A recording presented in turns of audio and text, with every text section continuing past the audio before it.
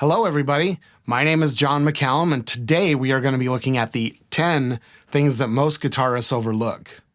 While this video is mainly aimed at beginners, I've noticed quite a few very experienced guitarists overlooking these same things, so let's go over them, shall we? Alright, so the first thing that I see people overlooking are strap locks.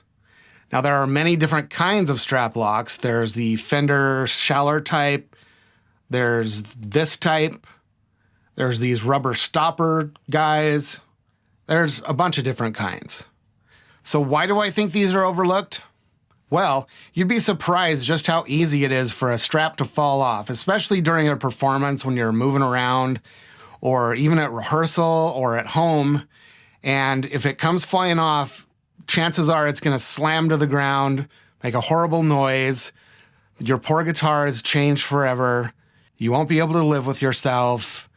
You'll see that damage every time you pick up the guitar, and you will die a little bit inside every time. Now, it also makes it easier to take on and off the guitar and to quickly get it in the case or in the gig bag. I personally put it on every guitar that I know I'm going to leave the house with so that I can make sure they're protected. And lastly, make sure that you check to see that both ends of them are tight. From time to time, they will come loose, and you need to check on the strap pin side, especially where the screw goes in. And if you have the Fender Schaller type, make sure that that nut is staying tight as well. So the number 2 thing that I see a lot of guitarists overlooking is their nut height. Now from the factory, they're usually sky high, just crazy high.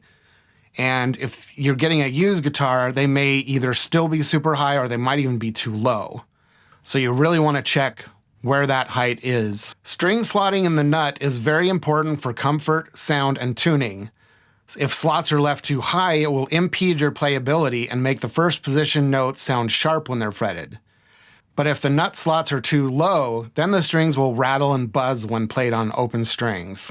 One quick way to find out if your nut height is way too high is you can put a capo on the first fret, and if your guitar is way easier to play, then you kind of know, hey, this thing is probably way too high for me. Either way, it's probably a good idea to have a professional check your setup occasionally, and especially when you first get the guitar, to see where your nut height is and if it needs to be adjusted or not.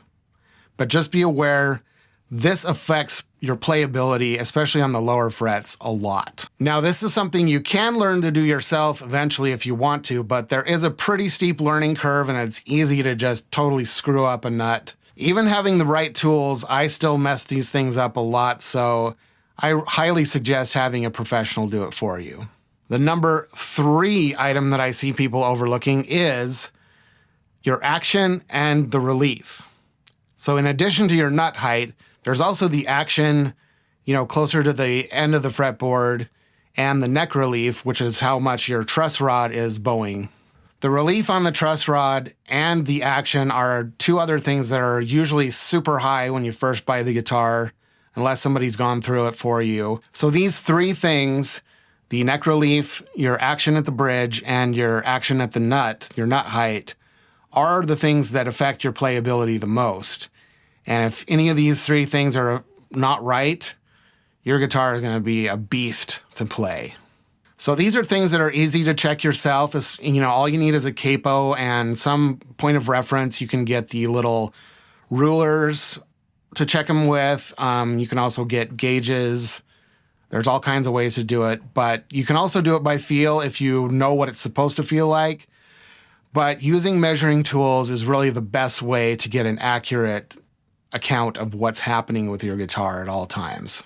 Your neck relief is something you want to check all the time because that can change a lot with the seasons. It could fluctuate with temperature and humidity. So, if it's doing this on you, it's going to change your action as well. So, it might play great one day and then, you go through a wild temperature swing, like a storm or something comes through, especially on cheaper guitars and vintage guitars. All of a sudden it's going to be super hard to play and you're going to wonder why. Hey, this thing was great yesterday. What's going on? It's probably your neck relief. I talk a little bit more about these things in my first video, which I'm going to link below. But if you want me to go into any greater detail about any of this stuff, just let me know in the comments. All right, so number 4 is your pickup height. A lot of people overlook this. They just assume that it's correct from the factory or that wherever it landed is where it's supposed to be. But it can have a huge difference. If it's too close to the strings, it's going to affect the magnetic pull, and it's going to, it might make things choke out or make the sustain, not as long. Or if it's too far away, it's going to sound super weak, and you're going to want to crank up your amp, and it's just going to, not sound as full as it could. So there is kind of a magic window there of where it should be. And you can get this recommendation from the pickup manufacturer sometimes, or basically there's kind of a good rule of thumb between humbuckers and single coils and active pickups as well. They all have their different sweet zones, sweet spots. So what you can do is you can get, the same little ruler that you would use for checking action. You can use that. Or there's these handy-dandy tools from StewMac you can get on a key ring. And with that tool, you can instantly see where it's supposed to be. Each one of the little keys on there, we'll call them, they have a specific height. And if you know what each one of those is, you can instantly see where your pickup is supposed to be. Also, if your humbuckers or occasionally your single coils have adjustment screws on each string, you might want to adjust that to the radius of the guitar, or you might want to adjust each one to, how you want the tone of each string to be. Most of the time, you don't really need to do that, but I bought a JB pickup for one of my Strats, and that one did not sound good.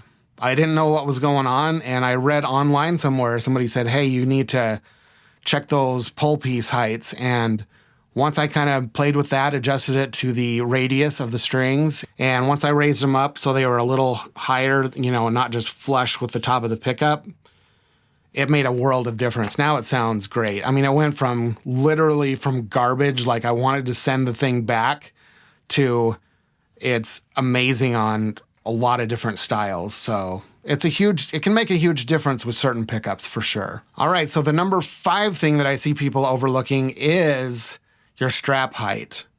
Now, a lot of people might hate me for saying this, but having your strap down way too low is going to cause a lot of problems with your playing. Not only problems with your playing, but you can get actual physical injuries from having it down too low. I know slinging it down low makes it look cool, makes you look like you're a rock star, but it can lead to things like carpal tunnel injuries.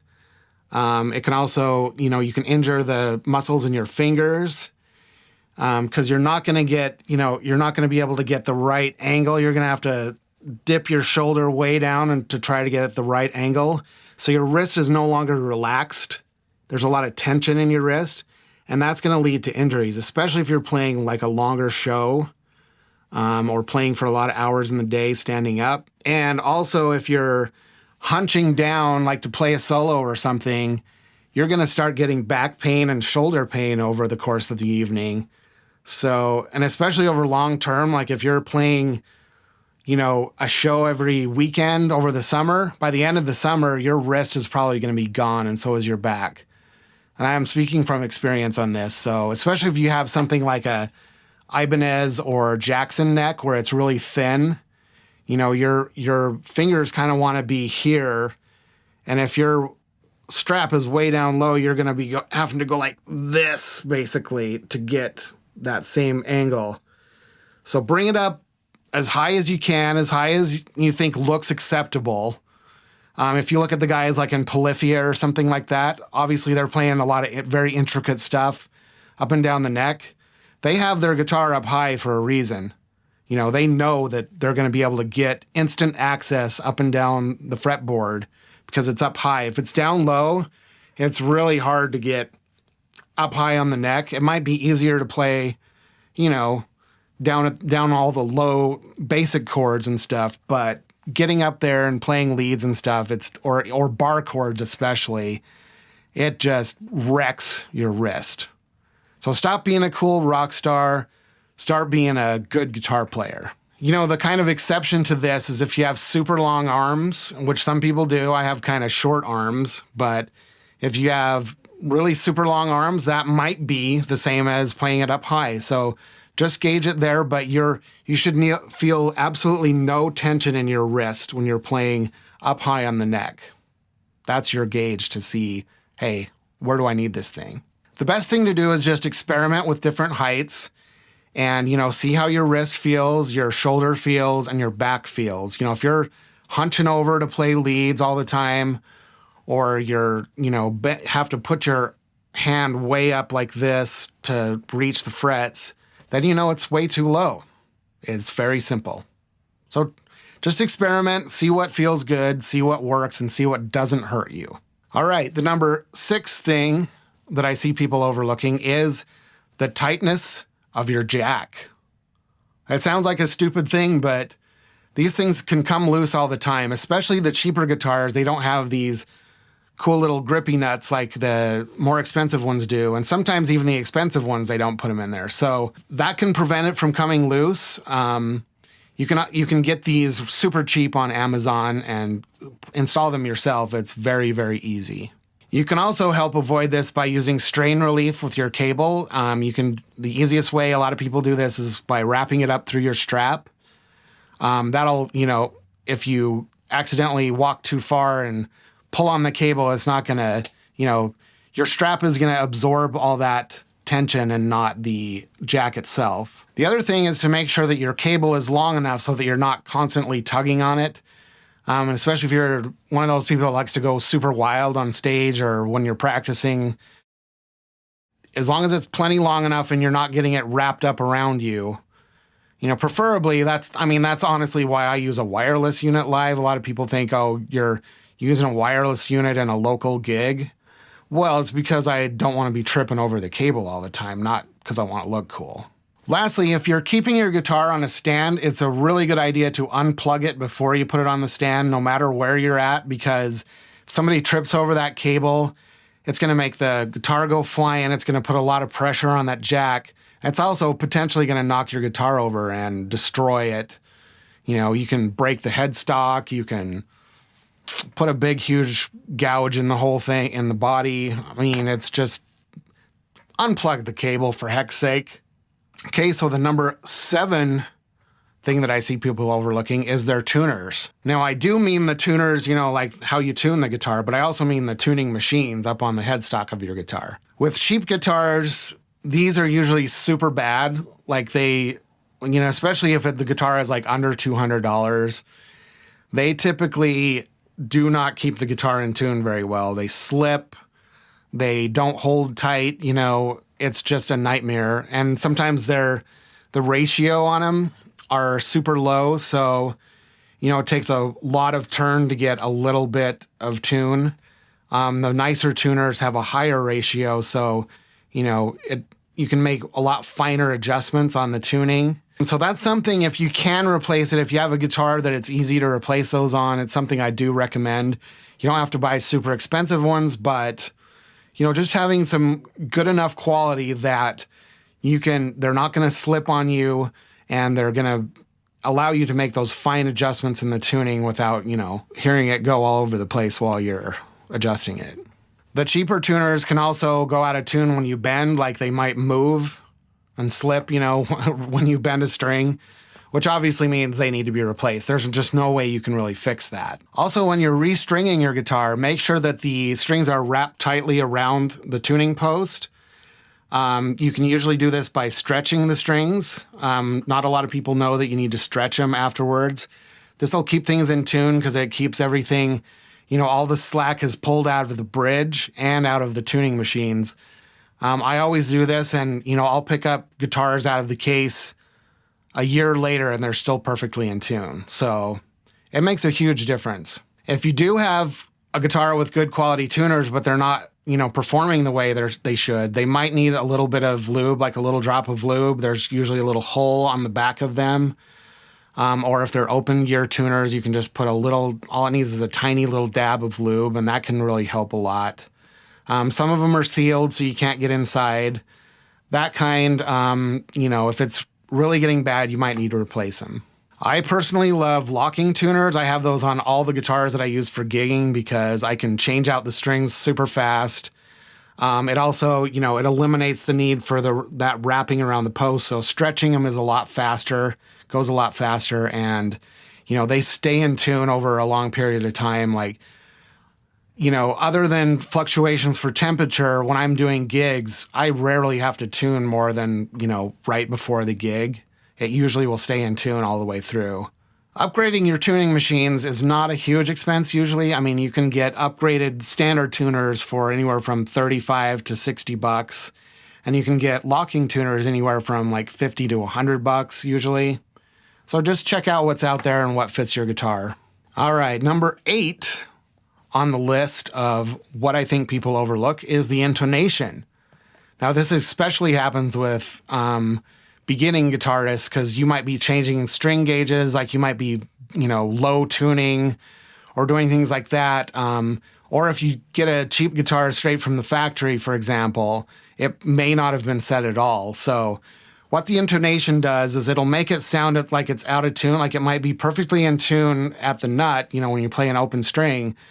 Then as you play towards the 9th, 12th, 15th fret, if you play a chord like a bar chord, it might sound totally out of tune. If that's the case, that means your intonation needs to be adjusted. So the way we do that is usually at the bridge. Most of them have, electric guitars usually will have adjustable posts that move back and forth. And if you don't know how to do that, you can look it up online. It's super easy. If you have an acoustic guitar and it's doing that, you're going to need to take it in to a professional and have it adjusted, because, that's set in the saddle, so it's shaped into the saddle there. So if it's off, which honestly it rarely is on acoustic guitars unless it's a super cheap beginner one, that's not usually something you can do yourself. That's a pretty advanced job. But with the electric guitars, it's a super easy thing. All you need is usually just a small jeweler screwdriver to move those things back and forth. Unless you have something like a Floyd Rose tremolo, those can actually be kind of a pain, as you kind of do need specialized tools a lot of the time to do those. So those I would also take to a professional. So this is something you need to check and adjust every time you change string gauge, or if you do alternate tunings or low tunings. One thing you can do for low tunings is you can get a special set for low tunings as thicker gauges. And that'll make it so you don't have to adjust it quite as much. If you just use standard strings and, tune it way down, like to a B or something, then you're going to need to wildly adjust that intonation, because it's going to be way off. But even sometimes just minor action adjustments, especially to the bridge, you are going to need to make those same adjustments to the intonation, because it might, that bridge going up and down might just move it enough so that it needs to be, move forward or backward in order to keep that intonation correct. The number nine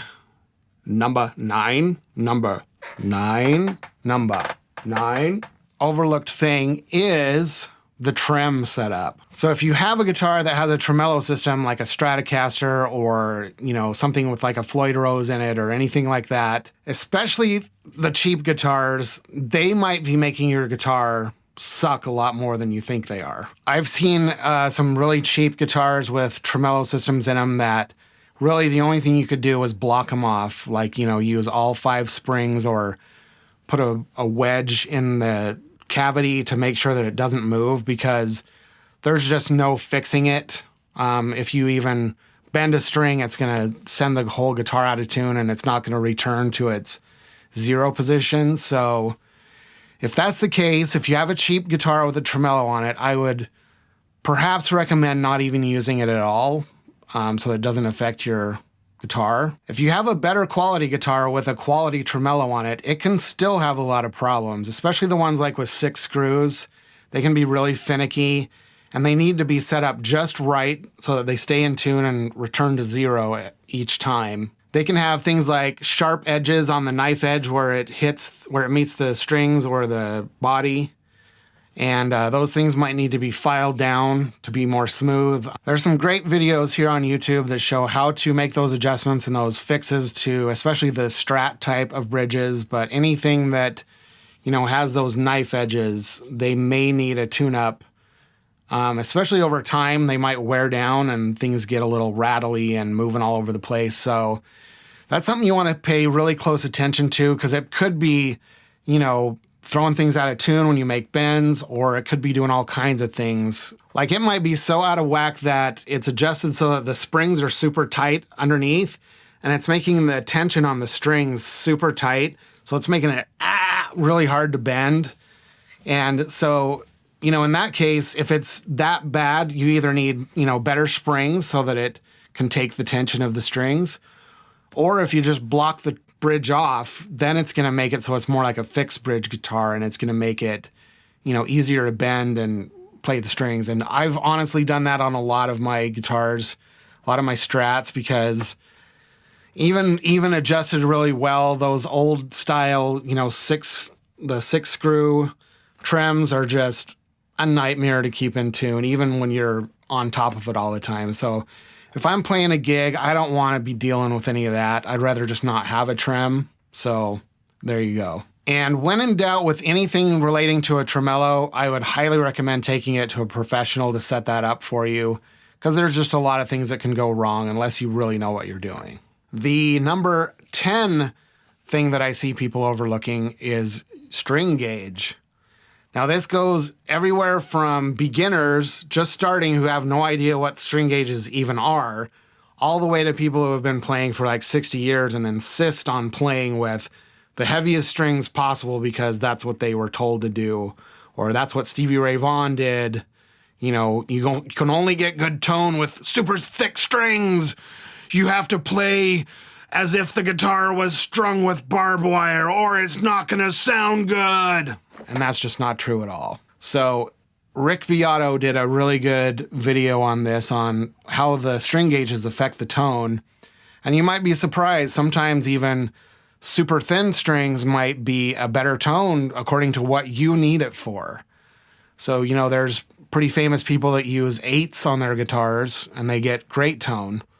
And then there's Stevie Ray Vaughan, who plays ridiculously thick strings because he's, a Superman. But, having too light of strings is going to make it too slinky. It's going to make, things sound out of tune when you play because you might be bending them unconsciously. Or if you're doing that and you're tuning down, for example, like I've seen, some kids tune down to like a C or a B with 9s on their, Epiphones, which is a shorter scale guitar. And it's just like rubber bands just flopping in the wind. For me personally, I like to go with kind of the standard, on a Strat scale, Fender scale, 25.5, I like 9s. And on the Gibson scale, 24 3/4, I like 10s.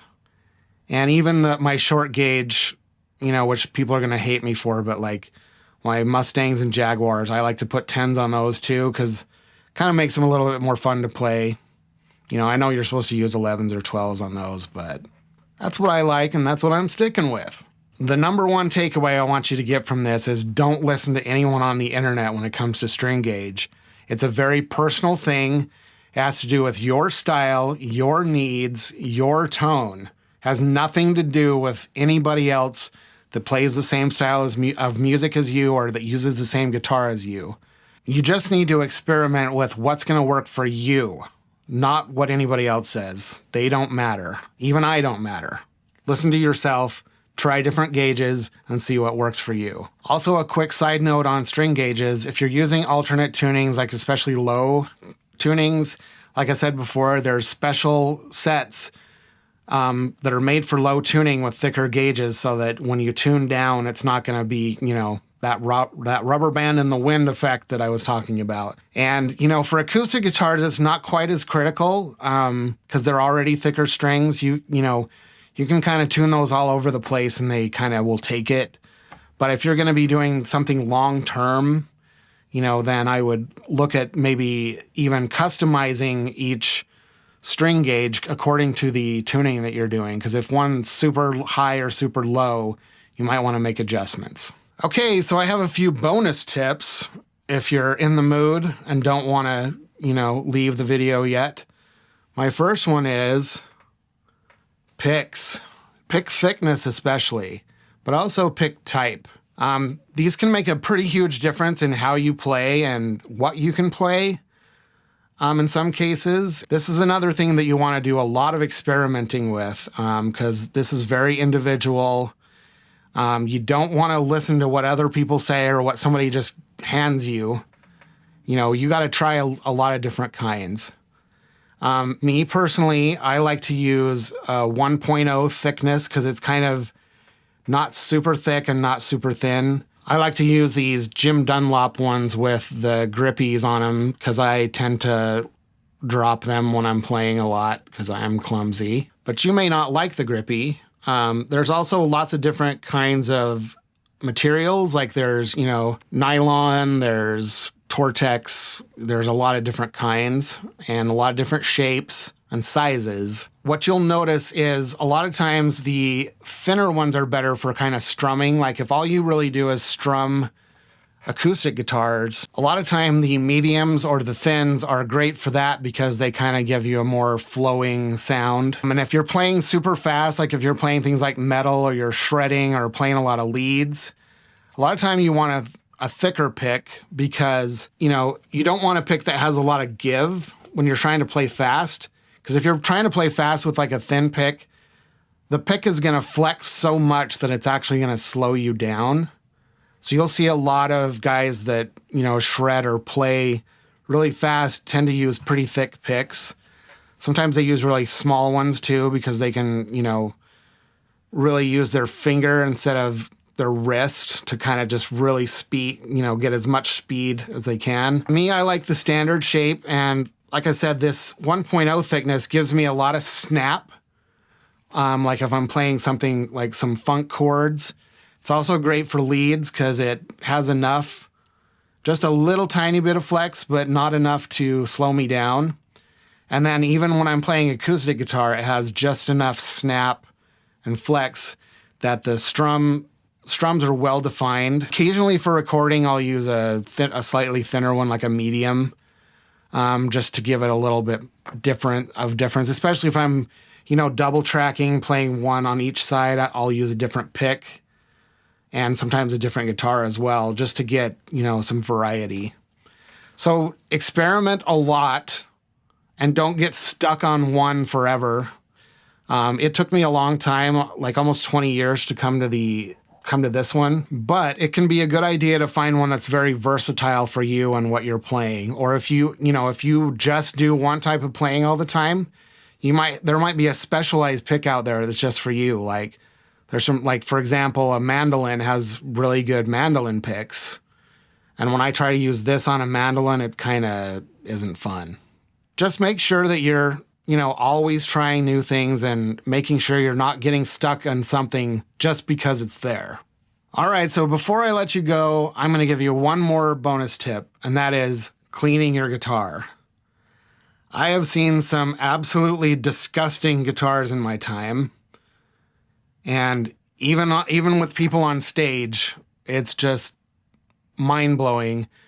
Now, I know, you know, some people like James Jamerson, the famous bass player for Motown, never cleaned his guitar because he thought the funk, you know, made it sound better. And, you know, with flat wound strings on a P bass, maybe there is some, you know, truth to that. But with a guitar where you want it to sound clear and clean, that is actually going to come through if you have a bunch of grime on your fretboard. And it can make it a lot harder to play, especially if you're like out in a hot, humid day outside playing, like for a festival or something like that.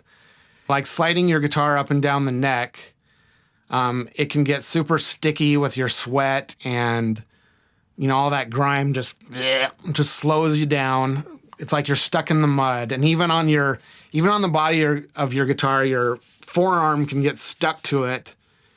So keeping everything super clean can just help you slither and slide all over the guitar like you're supposed to. So thank you for watching this video all the way to the end. If you like what you saw here, be sure that you like and subscribe, and you can click on the bell for notifications as well if you want. If there's anything you want me to talk more about, please leave that in the comments below. I'm also going to leave links down below for all of my music and all relevant stuff to this particular video. All right. Goodbye.